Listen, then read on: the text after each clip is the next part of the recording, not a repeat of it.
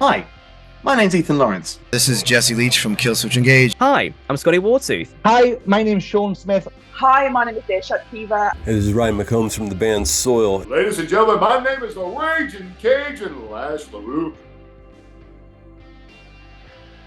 Ladies and gentlemen, this week we are joined by an incredible band who have described themselves as a Frankenstein of punk, metal and pop that's infested with electronic elements, which I think might be the coolest description of music ever. They join us today to talk all about their most recent EP, Life and Death in the Wasteland, released on September 13th, and so much more. This week we are joined by Charlie Hinton and Otto Balfour. Put your hands together as we bring you the Chronicles of Crashface. How are we doing, guys? An absolute pleasure to have you both here. Thank you so much for joining us. At such short notice as well. It's wonderful. Yeah. So, oh yeah, we had time to kill. Jamie, was that intro scripted? Because that was sick. Might have been. Okay, gotcha.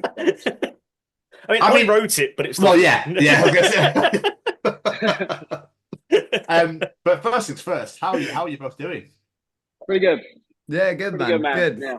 We just supported Wargasm last night, so Charlie only left mine a couple hours ago, and now he's waiting for a coach, and I'm still working on tunes. Nice. Yeah, but yeah, riding that post show high. I can imagine. It's good. I don't know if it always goes one way or the other, where it's like, it's still like, oh my God, that's fucking amazing. Or you hit that anticlimactical wall of like, oh, can we do another? Yeah, we've had some absolute fucking stinkers over the years. Yeah, man. And like, you come off and you're just like, I never want to do that again. But last night was not one of them. So No, last night was incredible. Like the crowd reaction was incredible just for us, and then on such a great bill with Gasm and with South Arcade as well. Like was so much fun. Like both bands fucking rule, and hopefully we do too, I guess. Well, we weren't there, but we can only assume. We're gonna say you were fucking great, guys. Well done. Smashed it. So what we like to do with these things is we like to take it right back to the start, back to those days of early young childhood. What did young master versions of yourself want to do when you were growing up? Starting with you, Charlie. The earliest sort of aspiration I can really remember was I really wanted to be in the army. My dad used to be in the military, used to be in the army. And I didn't really enjoy anything particularly in school. And then they had like an ACF, like a cadet force thing.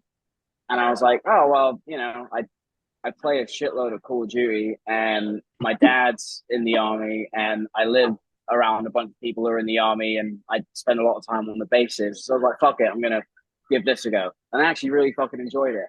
So the longest time I was pretty set on like going to Welbeck, which is like the military sixth form, going to Sandhurst, which is like a military university, and then going in as an officer. But then I discovered rock music and weed, and that all kind of went out the window. But that's my earliest sort of thing I can remember, really. I love the idea of going to the army. The thing is, I went to the army. If it was Call of Duty based, I'd be terrible because I'd be one of them just spinning around shooting into the air. With these bot lobbies, dude. Like, oh yeah, fucking bots, bro. So I just love the idea of going in. Why do you think you'd be good for the army? I'm really good at Call of Duty and I look great in camo. Sorted. Yeah. 2 for 2. Yeah. You're in. What about you, Otto? I kind of grew up watching Formula One and like racing with my dad, and I was always like quick in a go-kart when I was a kid, so I always like aspired to be a racing driver, and did like a couple like national races and that, like did okay, but very quickly ran out of money, so yeah, was just like, oh, cool.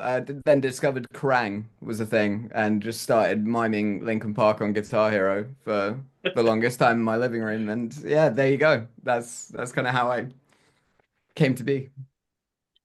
But I imagine Guitar Hero has actually influenced quite a lot of young musicians these days. I've never really thought about that before. Dude, wait, hold on. I don't know if you can see this on camera, right? this. I don't know if you can see it. Yeah, we can. Yeah, It's an eyeball. Okay. Yeah, It's the eyeball and the spike. It's from the Neversoft logo, who were the software developers who did Guitar Hero and a lot of the early Tony Hawk's games as well. That's how much I love those games. that's awesome. wow. Literally, Guitar Hero and Tony Hawk Pro Skater, I think, must have influenced like an entire generation of musicians. Oh, like... 100%. Yeah. Oh, those That's games. I want to play them now. Yes. Yeah, fully. If you can't tell, I love gaming. So that's good. That's not a bad thing at all. Gaming is everything. What do you play? Mostly FPS, Battle Royale. I do a lot of PUBG, Battlefield. Do a bit of X Defiant as well, but like, yeah. I love the online games. Yeah, that stresses me the fuck. I think it's because I'm old, so I just get quite stressed out like really quickly. I'm like, I don't play myself. Fuck it, I don't give a shit. Just getting rinsed by 6-year-olds on voice chat. Like, Oh yeah. Yeah. Oh yeah, 100%. The first time I played Fortnite, I think I was killed in about 2 seconds. Like, fuck it, you play it, kids. I'm out. Fortnite's a different world. yeah, man. Well, I was going to say, in order to do what you guys do, you've obviously got to have that love and that passion for music. So I was going to say, where does that come from? But I'm guessing Guitar Hero and Tony Hawk. Literally, Pretty much. Like, Guitar Hero, yeah, and so that was that. And this is my first tattoo here. I don't know if you can see it. You can see it that well. Yeah. But it's like a arcade grabber, and the lyrics are "Who do you want to be today?" That's a chorus from a band called Oingo Boingo. They're like a old school like ska punk band, like West Coast ska punk. But I wouldn't say I love ska punk. I wouldn't say I even like ska punk. But that song holds like such a vivid association in my memory with Tony Hawk's American Wasteland, which is like my favorite game of all time. And it had like Black Flag, Dead Kennedys, like all of that on it. So, and like I attribute that game so much to like my music taste. So even though I don't necessarily like ska punk, I've got the tattoo because it's like, it means so much. So how did you go from I like this music in these games to I'm going to learn to play an instrument and actually become part of this world? How did that happen? Yeah, Otto, how did it happen? I mean, I can't speak for you, but for me, like, I know my parents tried to get me to do piano lessons, and obviously when you're forced to do something as a kid, you kind of just do everything you can to avoid it, right? So I just ended up picking up my dad's guitar instead, and just read through a couple like basic chords in acoustics books, and just realized that there are like 4 chords you need to play most songs. Yeah. And then things just kind of developed from there. Then I discovered drop D, and I was like, whoa, all right, now we're talking. But yeah, no, it was fun. I can't remember I genuinely can't remember like the inception of singing. Like I remember going to school. I remember always as a kid, like I never brought it home with me. Like I never actively sang at home or except for like any school I was in, like reception, like junior school, secondary school. I don't know why, but for some reason I was always in the fucking choir. And like I can't remember why I did that, but I was just like, oh, they've got a choir, I guess I'll join. But I can never Charlie Hinton, altar boy.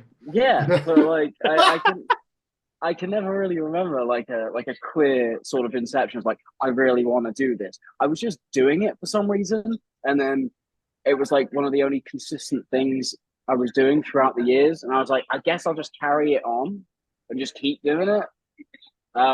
That was singing. Guitar, I just wanted to sing by My Chemical Romance. So I learned the chords of that, and it was the same thing with Otto. It was, I figured out there was 4 chords in that song, and then I was like, okay, how do I play this song? And it was like, oh, you can use those same chords. And I was like, what? And then it kind of went from there. So you guys first released music together in 2020, was it? As Systematic. How long before that did the band start? Well, we were in a band prior to that, so we'd known each other for quite a few years. We'd done some pretty just a lot of stupid shit together, really. But yeah, we kind of moved in together just before Systematic came out. No, just after. Just after. Just after. Yeah. Yeah, it was yeah, so we knew each other for a few years. We were in a band, and then throughout like 2019, I think, like half of 2018, 2019, we ended our previous band. No, we ended the previous band October 2018, because then we played the Black Heart as like a farewell show. And then like all of 2019, we were kind of doing our own thing. And then towards like the back end of 2019, I had this idea for Crashface, and it was way beyond like my technical abilities. Like I can write you a song for days, but like I fucking suck at like all the techie shit and like all the computers and everything. I'm terrible at it. But Otto's like a wizard. So I had these ideas for these songs, but they were like way more electronically involved and technical than any of the previous stuff we'd done. So I was like, how the fuck am I going to do this? So I got in touch with Otto. We went over and I showed him the tracks, and we fucked around with them a little bit. And then I was like, you know what? Let's do this as a two-piece, you know, because I have no idea how to do what you're doing. So, and plus he's okay at bass. So very, very mediocre. That's too generous, I think. Yeah. I knew no one wants to play bass really, so like I knew it would be difficult to find someone who wanted to. So as soon as Otto was like, I can play bass, and I knew he did, I was like, okay, cool. I did two less strings. It's way easier. I can jump around more. Dude, if there were 4-string guitars, I'd be all over that shit. I don't need this. Cello is called a bass. Nice school rock reference, like it. How did you two actually meet then?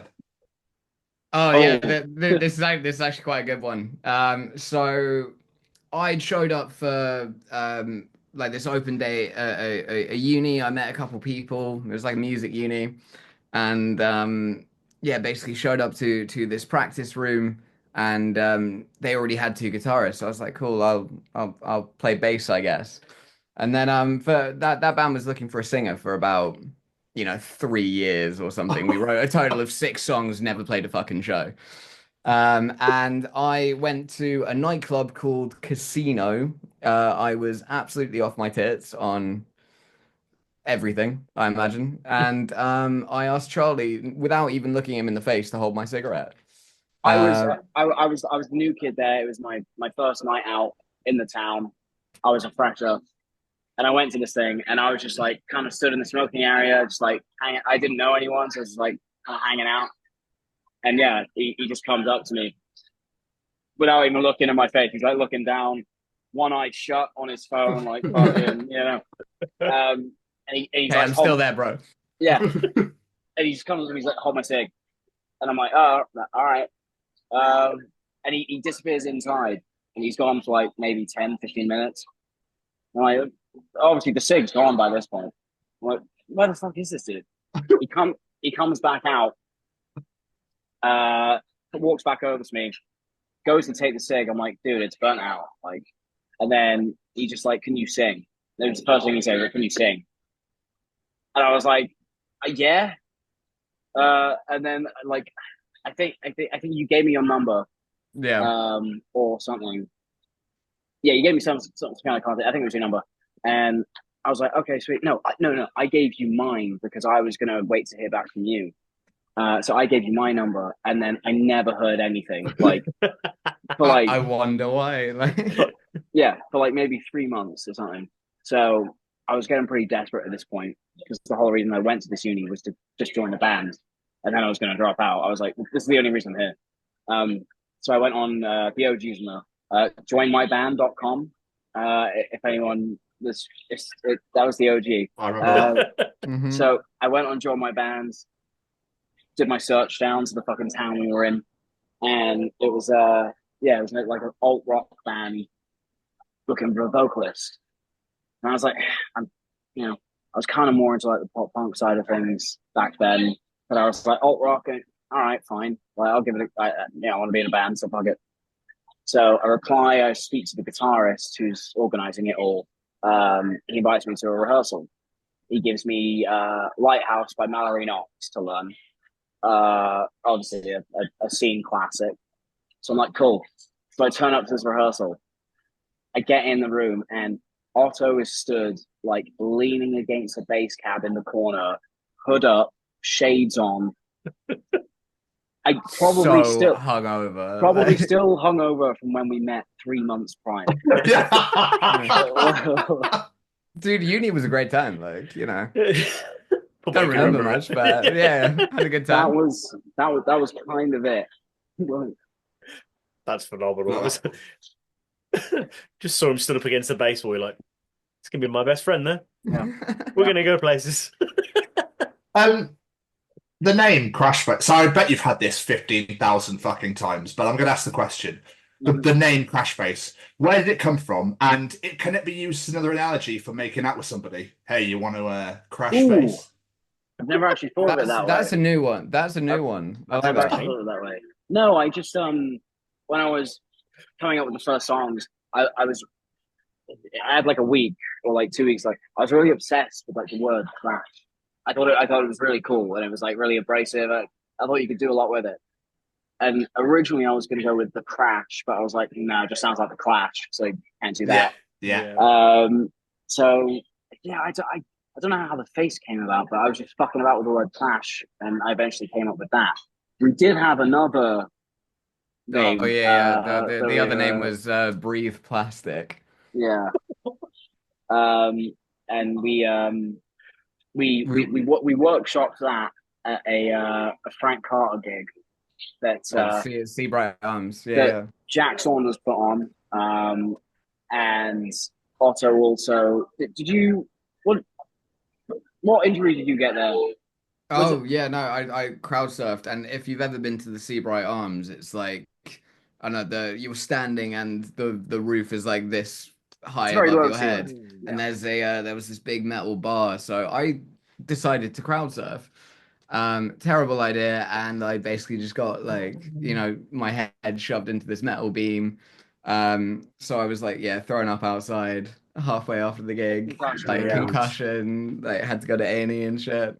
But before that, the reason why I decided to crowd surf, we were hanging out at the bar, and Josh Franceschi was there from You Me at Six. Oh wow! I know, yeah. So we got chatting to him. We were like shooting shit, and then slamming tequila soda limes. Yeah. It was so funny. Otto goes up. He's like, "Yo, Josh, do you want a drink?" I was like, "I think Josh can afford a drink." But anyway, he accepted. He was like, "Yeah." So he was like, "We what do you want?" He was like, "Oh, I'm on tequila." So we're like, "Cool, let's get some tequila in." So we're drinking tequila at the bar, and we were just chatting, shooting the shit. Probably telling him how much we loved You Me at Six a bit much.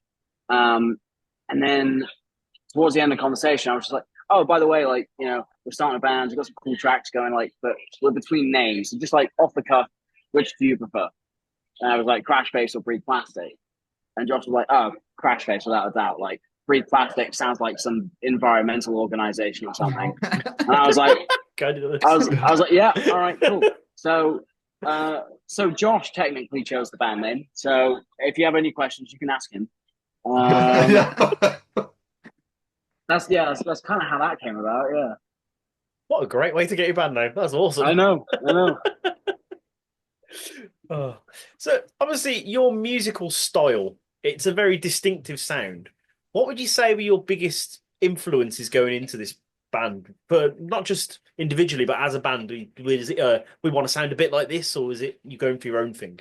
I mean, Scott Pilgrim, like that entire soundtrack definitely influenced us like pretty early on.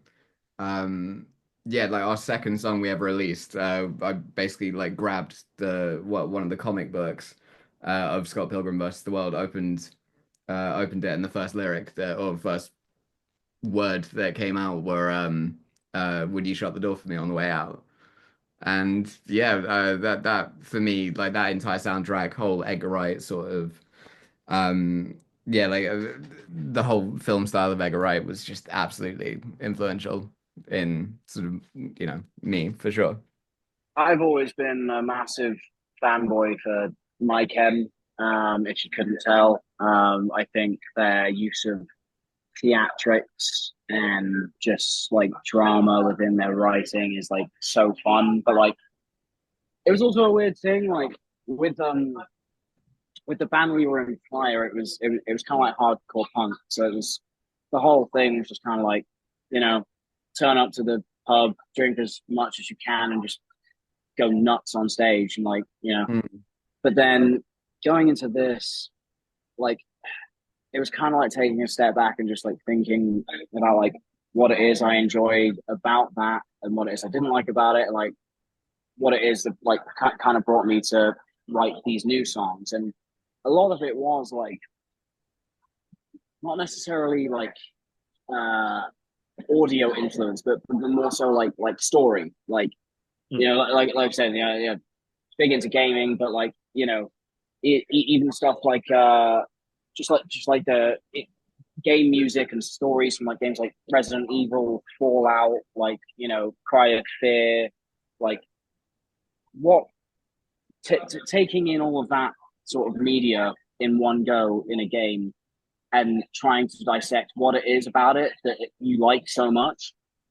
So I'd say games had a lot of it with me as well, especially with like the whole how popular it is now, the whole post-apocalyptic cyberpunk sort of thing that like a lot of artists are like really drawn to. It's like that was always a big thing as well, like this kind of just like trying to paint this picture of like this fucked up world that we're living in, but like take it to the extreme kind of thing, but in audio form. It was like it's weird, but it's like it was just trying to tell a story and paint a picture kind of thing. It's what I've always wanted to do with songs. So yeah, and like both of us love sort of so many different types of music as well. So it goes from like the Prodigy or whatever, like really hard sort of stuff to my Chem, and then like even like loads of pop artists and stuff that we listen to now, like Sabrina Carpenter's latest fucking album rocks. Like it's so good. It's undeniably good. Thanks. But yeah, I mean, like we just listen to so much. We constantly try to take in influence from anything that we hear and we enjoy. It's one of those things where like I can't really put a finger on it. It's just kind of things flow naturally through like your cycle of what you enjoy, what you don't. Yes, I feel like you're almost creating your own genre in a way, because you're the amalgamation of so much from everywhere, and you've smashed it all together and gone, this is us. Hello. That's the goal. Yeah, it was kind of frustrating at first when people would say, like, when we do interviews, like in the first couple of years or whatever, or people would ask, like, how would you describe your sound, or like what genre are you, or like who would you compare yourself to? And like we would genuinely have like a bit of a hard time coming up with an answer. Like we're not trying to be dicks about it. We're just like, well, I don't fucking know, because like it's literally. I think the best name that someone came up with, I can't remember who it was, but it was Party Punk. I quite enjoyed that. Oh, nice. Yeah. Party Punk was fun. That would have ruled so much for the early stuff, but now like the new stuff's got like so much like emo shit to it. So it's like there's not much of a party going on. Sad Party Punk. To be fair, listening to the new record earlier, I kind of wanted to pick shit up and smash it around and start throwing stuff everywhere and just lose my shit. Yeah, and did you? I mean, I was at work, so I don't think they would have approved. No, you should have done, man. That's fine. I'm sure they would have understood. Oh, just for you, right? When that goes up, because I'll probably see it again tomorrow because it's phenomenal, but we'll get to it in a bit. I will, all right? And then what I'll do is I'll let the PR company know to be like, can you let Otto know that I've just destroyed this whole building? Yeah. I mean, sold. This is technically work, so Yeah, but I don't want to start destroying this. This is expensive shit. I mean, I appreciate the thought, Charlie. I really do. But I'll just throw my bedding around or something. This is why you need to get plastic cups, because easy enough. The man's thought ahead. He's thought ahead. I love it. He's creating it. He's just getting extra violent while he's making it. How do you think his breakdowns come out like? Charlie, your lyrics. Sorry, I know you're trying to read Yes. the menu. I do apologise. You know, you're How probably did you see starving. that? How did you Huh? see that? You can't even Because see that. Wait, because earlier, you picked up earlier and it came No, I in didn't. shot. So yeah, what do you sorry. think, guys? Real talk, though. What should I have? Even the spoons. No, it's Young's, I think. Oh, okay. In that case, I No, have Green idea. King, Green King. Oh, Green King. Their burgers are pretty decent. They are pretty good. Yeah. Burgers and Green Yeah, I yeah. was thinking that. I think it's a pulled pork one with mac and cheese. Ooh. I'm pretty sure. Oh, they have a katsu one. Oh, Ooh. dude, win. Massive win. Gotta be done.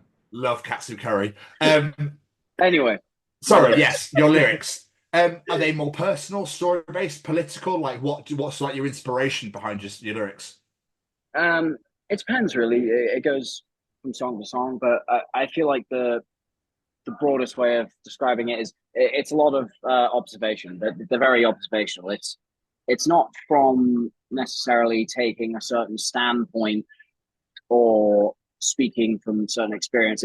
A lot of the stuff I talk about is more so just like laying out how ridiculous shit is, or like shit that's going on in the world.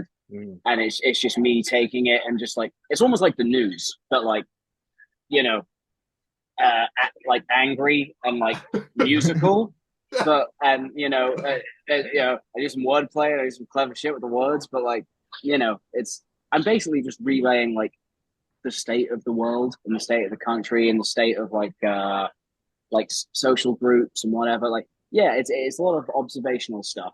Okay. There's a couple of personal fucking things in there, but it's all the typical bullshit about like, you know, heartbreak and longing and, you know, all that kind of shit. But everyone does that, so you know. I love it. BBC News at 6. It's just you with the thing. It's just like starting like fucking going. Yeah. I was just gonna say that needs to be a music video. That needs to be a music video. Just sat there presenting the news but singing. That'd be fucking great. That'd be very cool. But how do you guys write music in regards to music as well? Is it music then lyrics, or lyrics then music? Or is it something completely different? I mean, usually one of us will kind of come up with, I don't know, a riff or an idea that we think's cool, try and develop that, and then we find something that's even cooler in that sort of little session that we do. We kind of expand it, get like a structure together, and then Charlie just chucks lyrics on it. That tends to be the way we do it. Yeah, usually music, song structure, and then usually vocals go last. Pretty straightforward. I like it. Yeah. I mean, we, you know, I don't know if we tried to do it the other way around, but like I never. It's not a stupid thing, but I was about to say like I'd feel like such a fucking loser if I came up with like a vocal line in my head and was like, "Oh, that's so sick! I'm gonna write a whole song around it." Like you know, what I like to do is like create like a fun, dramatic, you know, instrumentation, and then bounce off that, because I feel like there's so much more to pull from a band and synths and instruments like clashing together than there is from just a fucking vocal line. Like, you know, and this is coming from a singer. Like, you know, I think it's so stupid, like coming up with like a single vocal line and go like, yeah, that's good enough to base the entire next week on. It's like, no, it's not. Out of the three of us, you're the only one. Forward, Robbie, you're the only one that can say that, because you are the person that writes the lyrics and the songwriter. So it's fine. It's fine. But I keep it real. Now, obviously, we are here today to talk all about your brand new EP, Life and Death in the Wasteland, as I say, which came out in September 13th. First off, where's the name come from? Because that is metal as fuck as an album title. Nice. Like, so good.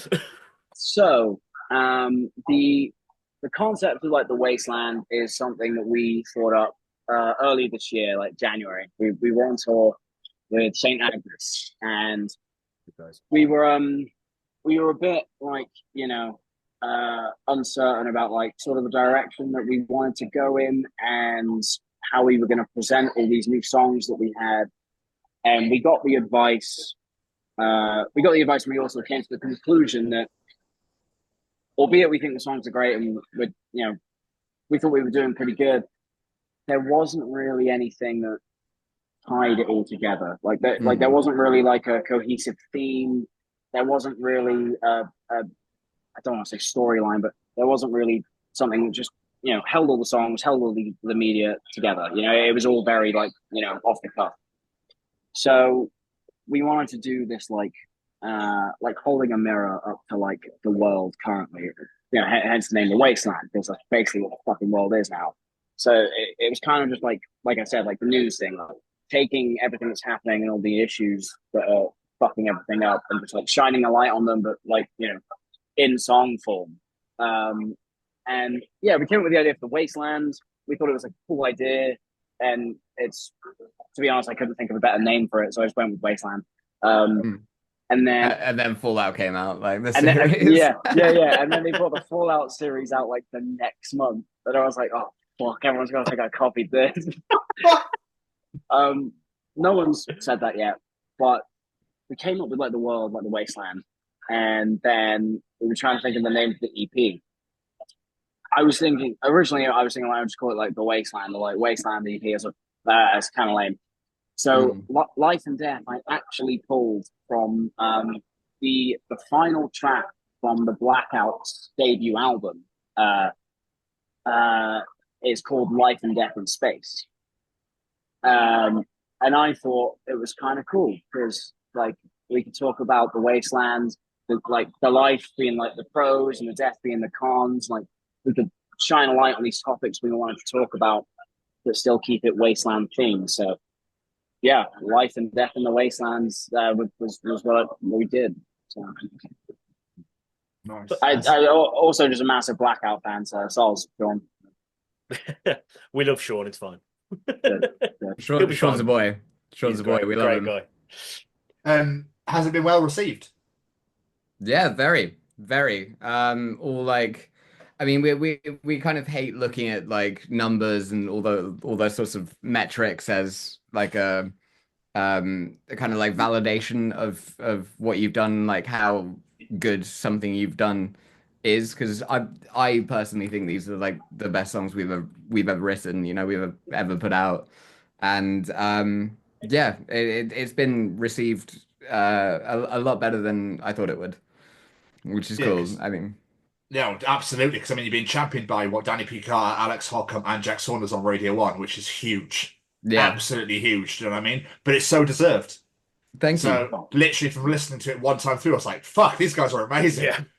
So, I mean, like Radio 1 have always sort of had our back. They played, what was it? Murder Dream. Murder Dream was the first one, and most songs we kind of submit into the BBC introducing thing, and they're looking out for our tunes, and they pick them up and play them on air, which is it's always a bit surreal because like you grew up listening to Radio 1 as a kid. So guys, can I tell you a secret?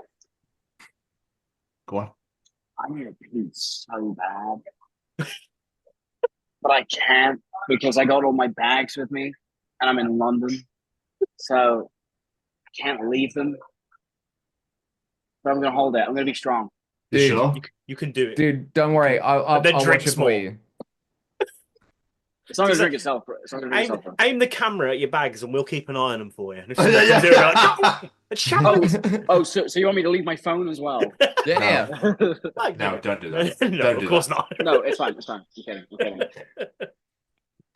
But you released 3 songs as singles out of the 5. So, like, how do you decide on what to drop as singles?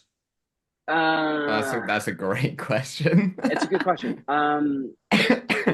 On one hand, it's like the more straightforward way of looking at it. Like obviously we love more, but you do listen to them and you think about the creative process and you think about what went into them.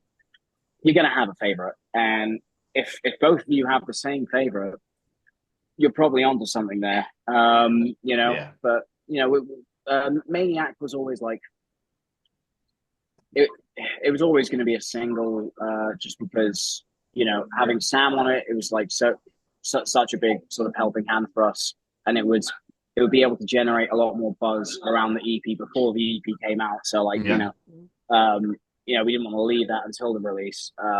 And we were just like super excited to get on with it as well, because we had like such a cool video idea, and like we knew that Sam was running out of time as well, because he has like such a busy schedule. We could only get him for the video for like certain days, so we kind of pushed for that one. But that was like a no-brainer. And then Chainsaw was that was the first one that we did for the EP, right? Yeah, it wasn't really ever intended to be on an EP. I don't think we kind of put it out as a standalone single, and I know when we sort of wrote that song, I was so convinced that was like the best song ever made for like 10 days or something. But we finished that one up, and then it was we released it in January because we had the tour to St. Agnes. I'm talking more specifically about this EP now, like not necessarily in a broad sense, but we released it, and at the same time we came up with the idea for the Wasteland. And like I said earlier, we were trying to think of a way to like make everything cohesive and tie it all in.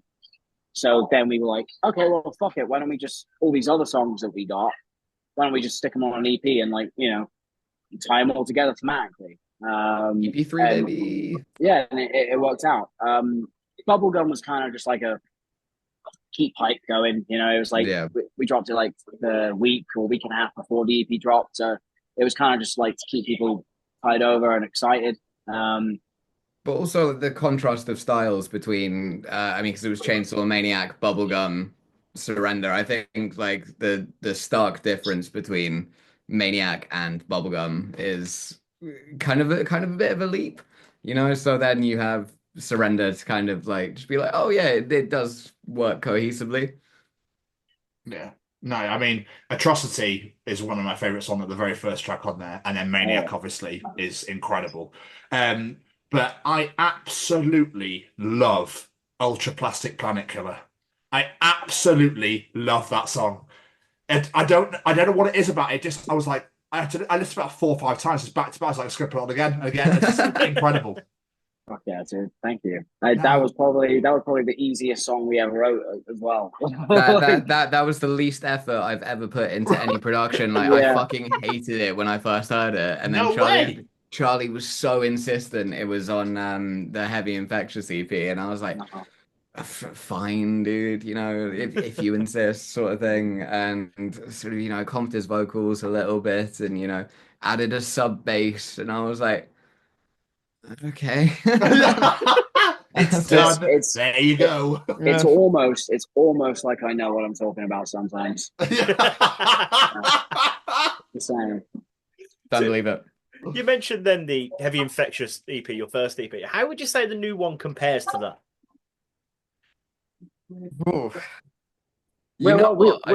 We had quite a funny thing in an EP we did, where Otto was drawing a lot of comparisons to Heavy Infectious because, same amount of songs, same kind of format. And he was saying like a lot of the songs were like part twos to like some of the Heavy Infectious songs. Which ones were you saying? Atrocity feels like part 2 to Ultra. Yeah. I don't know, maybe clutching at straws there, but and then same sort of energy. You were saying Surrender was kind of like part 2, so You're the Worst Thing. Yeah, fully. I don't know. It feels like we've had such a different way of coming about, just finding what we love about what we write. If you know what I mean, it all came in such a different way. I couldn't really draw a comparison initially, but then sort of upon the final product sort of being present, you're just like, oh yeah, no, I can kind of see like thematically the order of the EP is pretty similar as well, and yeah, it just kind of feels like we're doing it better this time, I think. Yeah. So I'm just gonna check my battery on these AirPods because I just got the ding. So obviously, looking towards the future, obviously you've just released a new EP. You probably had this question a load of times, but is there an album on the way, or are you quite happy doing the EP route at the moment? No, we're never going to release an album. I mean, obviously doing doing a full feature length records, having it printed on vinyl and everything, having that on your wall is like one of your little achievements. As a musician is kind of a childhood ambition, right? But as Charlie always says, you only ever get like one debut album. Yeah. And we want to make sure we can have everything that we want to go alongside it, and for the record itself to be as crazy and theatrical as we want.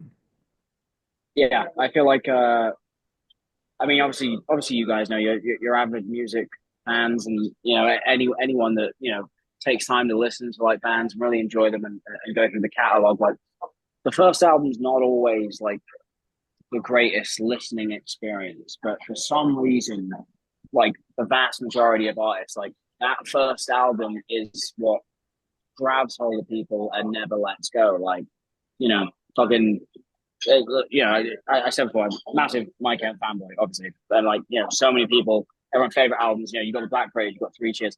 Dude, for me, I keep going back to Bullets. I always do, and just like, there's just something about that first record that is so important to like fans and people who enjoy music, and I don't want to fuck that up. So yeah, we're gonna do an album. When I couldn't possibly say. We want to fucking do it right, and everything's going pretty good right now. But I think we still have a lot of work to do with bands. So I don't want to jump the gun.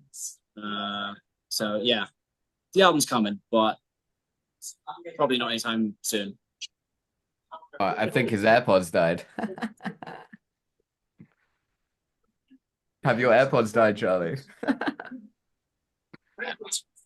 Yep, they've gone. Sick. But yeah, no, I mean, the whole thing with the debut album, like he said, is like it's exactly it's the one that sticks with you, Like I know I remember that first like Mallory Knox album was crazy important to me. Signals, like when I was growing up, first Yumi Six album, incredibly important to me as well. And yeah, it's just kind of you kind of want to make sure you do it right. Absolutely. Yeah, it's like and obviously when you want to do it right, you want to make sure that music videos obviously coincide with that sort of thing. So obviously the video for Maniac with a massive pub fight and that really small venue and that's is unbelievable. Absolutely loved it. But with music videos, do you love making them or do you hate making them? Charlie is so well. I mean, he's gone. He's primarily the sort of visual director of Crashface. I let him buy my clothes for me. Really? Yeah, no, fully. I don't ever tell him that, but he'll send me a thing, and I'll be like, yes, all right, and then just basket.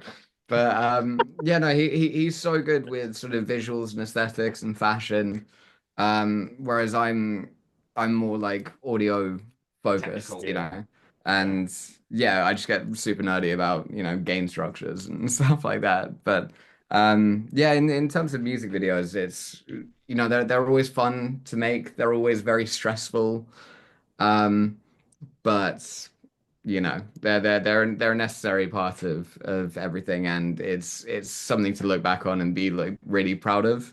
The guy that shot most of the Crashface music videos is a guy called Jaw Midnight. He's incredible. Honestly, like when you chat to him and you see the cogs turning when you're processing an idea, he's just a beast behind the camera. Love it. I mean, you say you got a bit shy around when you used to get nerdy about like the technical side of things, but it's like, but you need that side of it. You know what I mean? Like, look at the success you've had in the last 4 years. Yeah, like you're growing, you're evolving, you're becoming, a main staple in the rock and metal scene, which is absolutely superb. And obviously, like I said, you've been champion by Radio 1. You played Download last year, which must have been fucking insane. Yeah, that was pretty wild. Trying to get show ready at like 11:30 in the morning was a bit of a challenge. But Yeah, because obviously, like we quite like to sort of get hyped up, have a little dance around, like have I don't know, some hard like EDM playing Yeah, on a yeah. Bluetooth speaker in the green room, and then doing that at like sort of 11:30 in the morning is not necessarily the greatest, Hey, buddy. Hi, I'm just gonna listen like this now because my AirPods are dying. Oh, dude, bless you, man. But like we're just saying, like you played down last year, you supported St. Agnes at the start of this year, you supported the Cruel Knives, and you just played 4 dates last week. Yeah. How were those headline shows, by the way? Yeah, they were really fun. They were really good fun. It was so nice to actually have to be able to play to sort of our audience, as opposed to having to try and win over another person's crowds. Luckily, like yesterday at the Gasm show, it was incredibly well received, so that was a bit of a different opening slot. But the headline shows themselves were great fun. Great Yeah, fun. it was a lot of fun. It's the first time really.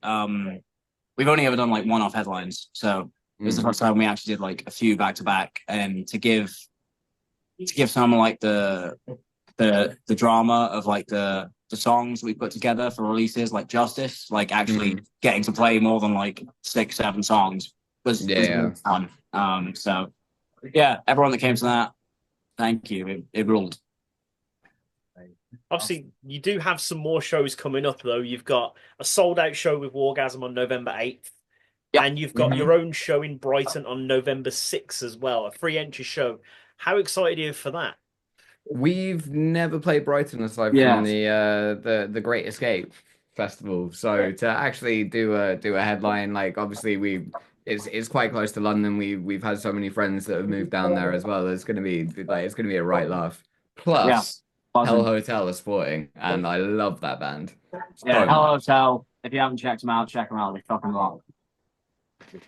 I've only ever heard good things about Brighton as well. No one's ever said a bad word about that city, ever. Literally. Oh, Brighton's sick, man. Brighton's so much fun.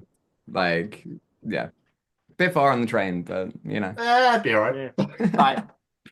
Yeah, the amount of bands we spoke to from Brighton or said good things about it, I feel like I need a day trip just to go find out for myself, to be fair. Yeah. Dude, do it, honestly. Like, I went down during the heat wave last year and was like, met some Scottish dudes, and this guy's just like, are you gonna come jump off the pier with us? And I was like, yeah, sure, man. So he just runs along the pier in his trunks being chased by security, fully does a flip off. Then I was like, Legend. Yeah, I ain't gonna do that, mate. You missed out. But I mean, he gave me a couple tinnies of Stella, so it's fine, I love my countrymen so much. They make me so proud. Likewise, man. But obviously, what's the future looking like for Crashface? What is, that you could talk about, or what is the kind of goal that you're looking towards now the EP's been released? Goal now, it's kind of just to capitalize on it, like we had a really good pop with like the first EP. It was a lot of fun. We had a lot of hype, and then we had like a bit of like a lull. We had like some industry based issues and shit we had to navigate. So it kind of killed the momentum we had for a little bit. But this EP has just been us kind of like sort of doing things our way again, and like taking back that sort of hype and like that power of it. So now it's just giving those songs like justice and giving them room to breathe, and we really just want to be on the road, man. Like we feel like our live show is like our bread and butter. It's like kind of like what most people enjoy the most about our band is probably the live show. So we want to give that to as many people that we can. So any bands or anyone that's watching this that need bands, hit us up. That'd be sick. Yeah, and like you said, we just love fucking playing shows. Just that's kind of where I properly fell in love with music. It was like, I'd go to a gig once a week at least, and it would be the only place that I felt like I was surrounded by similar people and people that understood like what I enjoyed out of life, So just to even be a small part of trying to provide that for someone else is kind of like the my goal, at least. Unfortunately, I missed the last show you had in Birmingham, but next time you're here, I will 100% be there because, yeah, I need to see this myself. So 100%. Thanks, dude. Thanks, man. Yeah, but Birmingham was great fun. Home of metal, of course it is. But before we start wrapping up, though, if there's anyone listening to this and they're like, I like these guys, you know, one's inconsistent with his earbuds, but it's fine. No, I like the cut of their jib, want to catch him, I want to check some of that. What's maybe one or two Crashface songs you'd recommend people check out to get a feel for you guys? Ooh. Otto, go first. I'm gonna go with Arguments. Arguments it's a fun song. It's quite poppy. It's got like some heavy bits, but you know, it's a vibe. Very, very happy with that song. And great fun to play live. You said two, didn't you? One or two, your choice. You got one. Otto, number two, go. Oh, number two. Oh shit. Okay. I've never heard one of our songs in my life. Surrender Lessons, because that is just like, you know, it's just a big emo banger. I play like an open note for half the song. It's just great. Like, I could just be stupid. It's great. I'm saying you're the worst thing that's ever happened to me ever, because that's a fucking rager. And we've never played it live, and we never will. No, I'm kidding. We're gonna play it one day, but I'm really excited for when that day is, actually, because I'm gonna make such a scene out of it. And second, fuck, yeah, I'd probably say Atrocity. Yeah. I feel like that captures the fun Larry side of things. So I love the whole Time Crisis audio vibe video on YouTube. Is fucking amazing. That took me way too long to make. Yeah, I bet. But I've never thought of it from the opposite side. Do you know what I mean? From when the gun's been shot at the screen. It just phenomenal. Absolutely love that. But before we let you get out of here, you know, when you first started this whole journey, when you first went to university, you first met each other, and you know, and all that sort of good stuff, did you ever think this is where you'd be today? What, sat in a pub in Victoria? Well, yeah. Yes, Charlie, sat in a pub in Victoria. No, I didn't. It was. I thought it was going to take like a lot of my favorite bands. They were all sort of in the class of like grinding it out, like, you know, 2-3 albums before they broke big or whatever. So I was kind of comfortable settling into like, yeah, I'm not really going to do anything for the first 8 to 10 years, but maybe after that. So yeah, the fact that we get to do what we do now, and even shit like this, like it's so much fun, and very grateful. Yeah, likewise. I mean, if you told like 12-year-old me that I would play Download, and like not even on the smallest stage, was that was a pretty big moment for me. But yeah, like they're just the amount of bands that I've loved listening to and like really influenced my songwriting, and you know, I went to go see live so many times, then like Frank Carter or whatever, getting the chance to support them. It's pretty fucking cool, man. Like, a little bit like imposter syndrome creeps in, obviously, but then you just kind of headbang your way out of that. Tends to be the best way. But yeah, just, you know, we never take it for granted. It's always very very surreal and a great experience. Incredible. Guys, before we let you go, any plugs, social medias, websites, things people want people to go check out? Yeah. Crashface, Instagram, Crashface UK on Twitter, Crashface on TikTok. Check us out everywhere. Check us out on Spotify. Life and Death in the Wasteland is out now. Check out all the amazing music videos for it as well on YouTube. They rule. Couple shows coming up. But when's it coming out? This will be out Friday. Coming out Friday. Yeah. Dope. Cool. So yeah, free show in Brighton. We're at Brighton Way, November 6th, and sold out Milton Keynes with Wargasm on November 8th. We're gonna have some brand new merch up on the site soon as well. So Crashface store at Big Cartel. We're just selling it for the Gasm shows at the moment, but if we have any left over, we'll stick them up online. Aside from that, I think that's it. Drink water.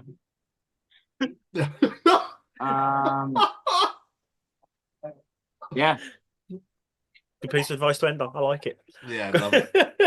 Boys, thank you so much. This has been so much fun. Absolutely loved it. Chad, I think It's fucking piss. It's been great. Thank you, guys. Yeah, no worries at all. No, thank you so much, guys. Pleasure. No, thank you so much. Thank you so Thank you much. so much. Let's do it again sometime. Yes, Yeah, 100%. And hopefully we'll see you soon as well. Debut album. Yes, 100%. Let's do it. Let's do it. Take it easy, Thank you boys. so much, guys. guys. Appreciate it. Bye-bye. Bye-bye.